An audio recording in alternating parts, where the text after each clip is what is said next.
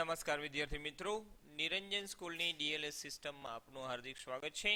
Standard 12 commerce, subject organisation of commerce, વાણિજ્ય વ્યવસ્થા અને સંચાલન, ધોરણ 12, પાઠ નંબર 8, નાણાકીય સંચાલન, પ્રિપેર્ડ બાય ટાંક પરિસર, લેક્ચર નંબર 23. હવે આજે આપણે પ્રશ્ન નવો સમજવાનો છે. ગયા લેક્ચરમાં આપણે પ્રશ્ન નંબર 6 સમજ્યા હતા. કાર્યશીલ મૂડીને લાક્ષણિકતા વિશે સમજ્યા. આજે આપણે સમજવાનું છે કાર્યશીલ મૂડીને અસર કરતા પરિબળો.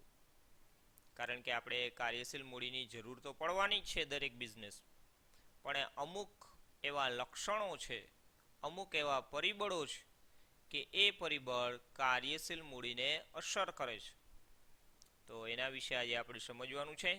તો ચાલો વિદ્યાર્થી મિત્રો, આજે સમજીએ કાર્યશીલ મૂડીને અસર કરતા પરિબળો. સૌપ્રથમ એના એક પછી એક પરિબળો વિશે જ આપણે ચર્ચા કરી લઈએ. તો પહેલું પરિબળ આવે છે ધંધાનો પ્રકાર અને સ્વરૂપ. ખાસ વિદ્યાર્થી મિત્રો યાદ રાખજો કે આ પ્રશ્નમાં કોઈ સૂત્ર બનાવેલું નથી. આના 10 મુદ્દા તમારે પાકા કરવાના રહેશે. તો પહેલો મુદ્દો છે ધંધાનો પ્રકાર અને સ્વરૂપ. ધંધાનો પ્રકાર કેવો છે, એટલે કે લાર્જ કેપ છે, મિડ કેપ છે કે સ્મોલ કેપ છે.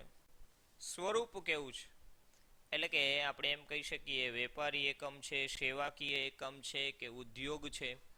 એ પ્રમાણે કાર્યશીલ મૂડીની જરૂર વધારે કે ઓછા પ્રમાણમાં પડે છે. બીજું છે ધંધાનું કદ કેવું છે. મોટું કદ છે તો એ પ્રમાણે, નાનું કદ છે તો એ પ્રમાણે કાર્યશીલ મૂડીની જરૂર પડશે. ત્રીજો મુદ્દો છે ઉત્પાદન ચક્ર. ઉત્પાદન ચક્રનો સમયગાળો લાંબો છે કે ટૂંકો ગાળો છે. જો લાંબો ગાળો હશે તો વધુ કાર્યશીલ મૂડીની જરૂર પડે. ઓછો ગાળો હશે તો ઓછી કાર્યશીલ મૂડીની જરૂર પડે. ચોથું છે ઉત્પાદન નીતિ અને માંગનો પ્રકાર. ઉત્પાદન નીતિ કેવી રાખેલી છે અને માંગનો પ્રકાર કેવો છે. જેમ કે ઉત્પાદન છે એ મોસમી છે, પણ વેચાણ છે એ 12 માસ કરવાનું છે, તો એના પ્રમાણે વર્કિંગ કેપિટલની જરૂર પડશે. પાંચમું છે કાચા માલનો સંગ્રહ. કોઈ એવી પ્રોડક્ટ છે જેમાં કાચા માલનો સંગ્રહ આખા વર્ષ દરમિયાન કરવાનું, કાચો માલ મળતો હોય માત્ર અમુક સિઝનમાં જ, તો એ પ્રમાણે વર્કિંગ કેપિટલની વધુ જરૂર પડશે. છઠ્ઠું છે શાખ નીતિ. શાખ નીતિ એટલે કે ઉધારમાં માલ આપણે વેચીએ છીએ કે રોકડમાં. રોકડમાં વેચતા હોય તો ઓછી કાર્યશીલ મૂડીની જરૂર પડે, ઉધારમાં વેચીએ છીએ તો વધારે કાર્યશીલ મૂડીની જરૂર. સાતમું છે ચાલુ મિલકતોનું રોકડમાં રૂપાંતર. તો ચાલુ મિલકતનું રોકડમાં ઝડપથી રૂપાંતર થઈ જાય છે, સમયગાળો વધારે નથી લાગતો, તો ઓછી કાર્યશીલ મૂડીની જરૂર. આઠમું છે સ્ટોક ચલન દર. તો સ્ટોક વધુ પ્રમાણમાં રાખવાનો છે, ઝડપથી એનું રૂપાંતર કાચા માલમાંથી તૈયાર માલમાં નથી થતું. આ સમયગાળો કેવો છે એ પ્રમાણે કાર્યશીલ મૂડીની જરૂર પડે. નવમું છે કામગીરીની કાર્યક્ષમતા. સંચાલનની કાર્યક્ષમતા જેમ વધારે સારી તેમ વર્કિંગ કેપિટલની ઓછી જરૂર પડશે. છેલ્લો મુદ્દો છે નફાની ફાળવણી. નફાની ફાળવણી જો આપણે ડિવિડન્ડમાં વધારે કરતા હશું તો વધુ વર્કિંગ કેપિટલ એટલે કે કાર્યશીલ મૂડીની જરૂર પડે. ઓછા પ્રમાણમાં ડિવિડન્ડ આપીએ તો એ પ્રમાણે કાર્યશીલ મૂડી ઓછી જરૂર પડશે. તો આવી રીતે 10 મુદ્દાઓ, આ 10 મુદ્દાઓને વિસ્તૃત સ્વરૂપે હમણાં આપણે સમજીએ. પણ એની પહેલા ખાસ મહત્વની વાત હજી એકવાર કહું છું કે આ પ્રશ્નમાં કોઈ સૂત્ર બનાવેલું નથી, એટલે તમારે 10 મુદ્દા યાદ રાખવાના. આ પ્રશ્ન આઈએમપી પણ ગણાય છે, પ્રશ્ન પૂછાય એવો છે, તો એ પણ યાદ રાખજો. આજે આપણે સમજશું 4 મુદ્દા સુધી, અને આવતીકાલે બાકીના 5 થી 10 મુદ્દા સમજવાના આવશે. તો ચાલો વિદ્યાર્થી મિત્રો, હવે સમજીએ એના પરિબળો વિસ્તૃત સ્વરૂપે અને 4 મુદ્દા સુધી સમજીએ. સૌ પ્રથમ છે ધંધાનો પ્રકાર અને સ્વરૂપ. હવે કાર્યશીલ મૂડીની જરૂરિયાત ધંધાના પ્રકાર અને સ્વરૂપ ઉપર આધાર રાખે. કઈ રીતે? તો કે જો એ વેપારી એકમને મોટા પ્રમાણમાં માલનો સ્ટોક રાખવો પડતો હોય, શાખ પર વેચાણ કરવું પડતું હોય, તો તેમને કાર્યશીલ મૂડીની જરૂર પડે છે. બરાબર? એટલે કે વધુ જરૂર પડશે. વેપારી એકમ છે, બરાબર, દાખલા તરીકે રાજકોટમાં છે પૂજારા ટેલિકોમ. હવે આ વેપારી એકમ એ છે કે મોટા પ્રમાણમાં માલનો સ્ટોક રાખે છે, અને સાથે સાથે ઘણીવાર એવું પણ બને કે શાખ ઉપર પણ વેચાણ કરે, એટલે કે ઉધાર માલ વેચાણ કરે છે. તો એવું બને છે કે એને આ સ્ટોક રાખવા માટે અને ઉધારમાં માલ વેચવા બંને માટે જરૂર પડશે વધુ પ્રમાણમાં કાર્યશીલ મૂડીની. હવે એના કરતા બીજું ઉદાહરણ લઈએ કે ઉદ્યોગ સ્વરૂપમાં કાર્યશીલ મૂડીનું પ્રમાણ બદલાતું રહે. દાખલા તરીકે ગેસ કંપની છે, વિદ્યુત કંપની છે જેને આપણે પીજીવીસીએલ કહીએ, ગેસ કંપની છે તો ગુજરાત ગેસ કહીએ. એની અંદર ઓછી કાર્યશીલ મૂડીની જરૂર પડે. આપણે એમ થાય કેમ ઓછી? કારણ કે જેટલા પણ પેટ્રોલ પંપ છે, ઉદાહરણ તરીકે અહીંયા ગુજરાત ગેસ તરફથી સીએનજી ગેસ વેચવામાં આવતો હોય, તો જેટલા પણ અહીંયા ગેસ પુરાવા આવશે એ બધા રોકડ અથવા તો બેંક દ્વારા પેમેન્ટ ત્યારે જ કરી દેશે. એમાં પૈસા બાકી રાખવાના હોતા નથી. એનો અર્થ એવો થાય કે આવા ઉદ્યોગોની અંદર ઓછી કાર્યશીલ મૂડીની જરૂર પડે, જ્યારે આવા વેપારી એકમમાં વધુ કાર્યશીલ મૂડીની જરૂર પડે. જ્યારે શ્રમ પ્રધાન ઉદ્યોગમાં, શ્રમ પ્રધાન એટલે શું? તો કે ભાઈ જેની અંદર મજૂરી કામ કરવાનું છે, જેને આપણે કદાચ તમે એવું સાંભળેલું હોય જોબ વર્ક કરે છે, તો શ્રમ પ્રધાન ઉદ્યોગની અંદર મજૂરો વધારે હોય, કારણ કે મજૂરી કામ વધારે કરવાનું હોય, મશીન ઉપર કામ ઓછું થતું હોય.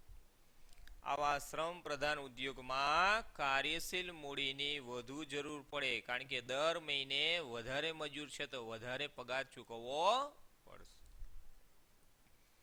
આ રીતે કાર્યશીલ મૂડીને અસર કરે છે પેલું પરિબળ ધંધાનો પ્રકાર અને સ્વરૂપ. હવે સમજીએ મુદ્દા નંબર 2, ધંધાનું કદ. જેમ ધંધાનું કદ નાનું તેમ કાર્યશીલ મૂડીની જરૂરિયાત પણ ઓછી.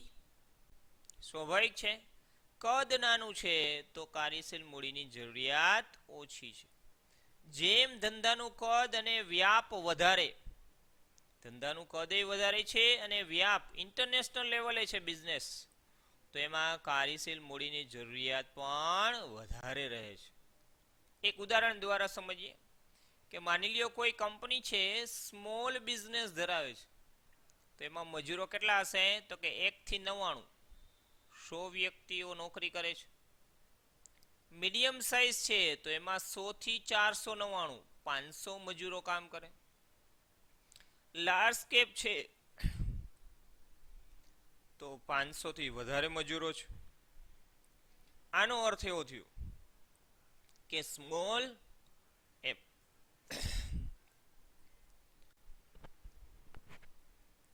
એમાં ઓછી કાર્યશીલ મૂડી, મીડિયમમાં વધુ એના કરતા, અને લાર્જ કેમ બિઝનેસમાં એના કરતા પણ વધારે. ટૂંકમાં ધંધાનું કદ નાનું તેમ ઓછી કાર્યશીલ મૂડીની જરૂર, ધંધાનું કદ જેમ મોટું એમ વધુ કાર્યશીલ મૂડીની જરૂરિયાત. ત્રીજું છે ઉત્પાદન ચક્ર. કાચા માલની ખરીદી અને તૈયાર માલનું ઉત્પાદન થાય તે બે વચ્ચેનો સમયગાળો.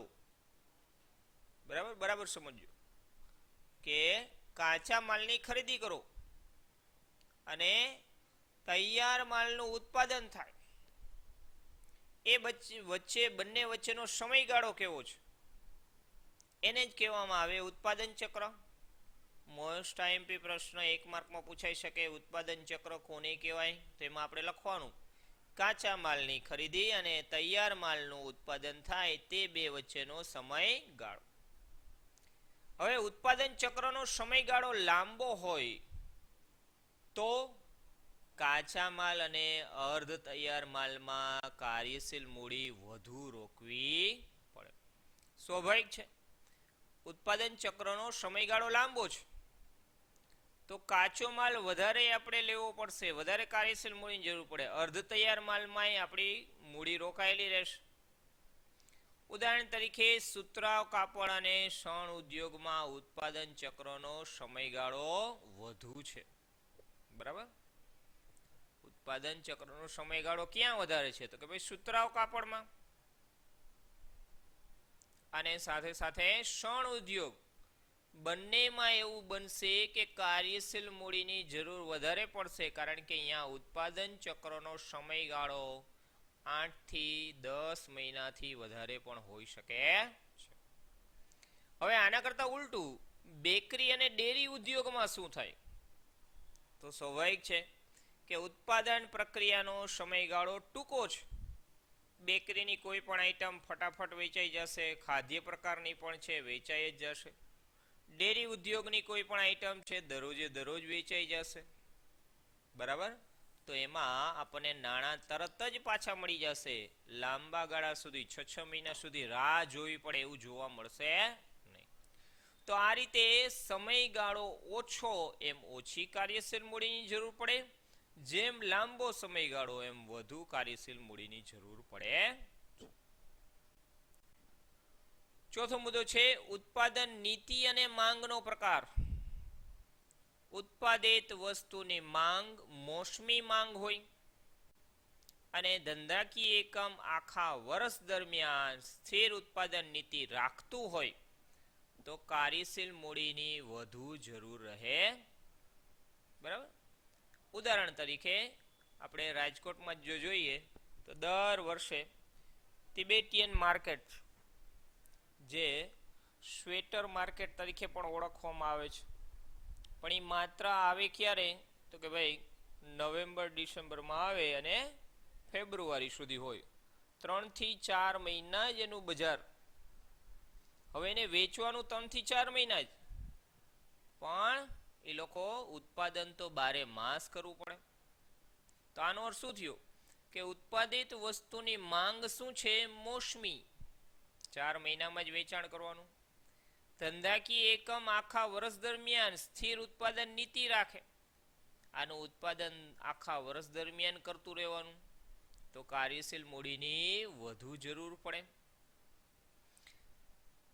ઉદાહરણ તરીકે ગરમ કપડા ઉત્પાદિત કંપનીઓ મોટે ભાગે 12 માસ ઉત્પાદન ચાલુ રાખે છે. આ લોકો 12 માસ ઉત્પાદન કરે છે ગરમ કપડા, જેને આપણે જાકીટ પણ એવું કહીએ છીએ. બરાબર, સ્વેટર કહીએ છીએ. આ બધી વસ્તુ શિયાળાની દરેક. જ્યારે વેચાણ માત્ર શિયાળાની ઋતુમાં જ થશે તો આનો અર્થ એવો થાય કે જો મોસમી માંગ છે, ઉત્પાદન 12 માસ છે, તો સ્વાભાવિક છે કે કાર્યશીલ મૂડીની વધુ જરૂર પડશે. તો આ રીતે આજનો લેક્ચર અહીંયા પૂરો કરીએ છીએ. કાર્યશીલ મૂડીને અસર કરતા પરિબળો 10 મુદ્દાના નામ સમજ્યા, એમાંથી 4 મુદ્દા વિસ્તૃત સમજ્યા. આવતીકાલે આપણે 5 થી 10 સુધીના મુદ્દાઓ વિસ્તૃત સમજશું. તો આ વિડીયો જોવા બદલ ખૂબ ખૂબ આભાર. Thank you very much.